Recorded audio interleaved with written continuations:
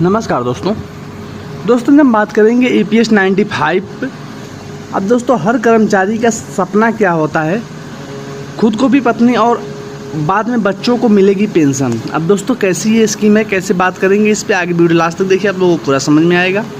EPS 95 pension योजना private fund sector के कर्मचारियों को उनके और उनके परिवार के लिए आर्थिक सुरक्षा प्रदान करता है, जिसमें रिटायरमेंट के बाद पत्नी और बच्चों को भी पेंशन का लाभ मिलता है।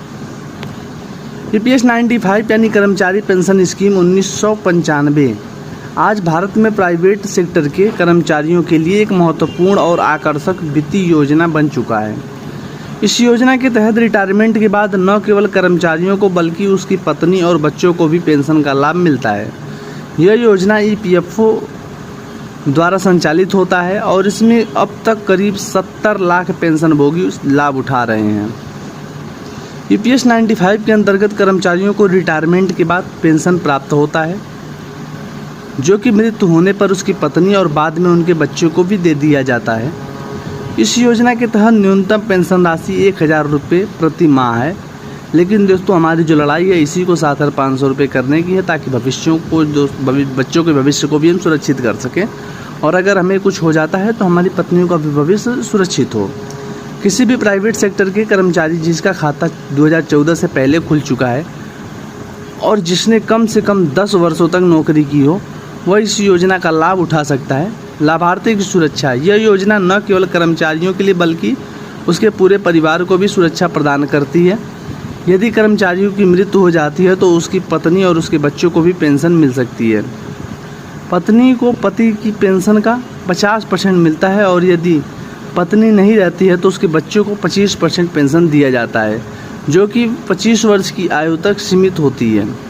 रिटायरमेंट से पहले की पेंशन EPS 95 योजना के अंतर्गत अगर कर्मचारी 50 वर्ष की आयु से पहले बेरोजगार हो जाता है या अस्थायी रूप से दिव्यांग हो जाता है तो उसे पेंशन का लाभ दिया जाता है। इस स्कीम को सरकार का समर्थन, सरकार द्वारा इस योजना और अधिक प्रभावी बनाने के लिए समय समय पर नए नियम और सुधार लाए गए हैं। इसका उद्देश्य अधिकतम कर्मचारियों को सुरक्षा प्रदान करना है। EPS 95 न केवल वर्तमान के कर्मचारियों के लिए बल्कि उनके परिवारों के लिए भी एक वरदान साबित हो रहा है, जिससे उन्हें आर्थिक स्थिरता और इस चीज़ का समर्थन प्राप्त हो रहा है। फिलहाल दोस्तों ये मेरी छोटी सी नोटिफिकेशन थी, वीडियो थी, आप लोगों को कैसी लगी ज़रूर बताएं कमेंट करके।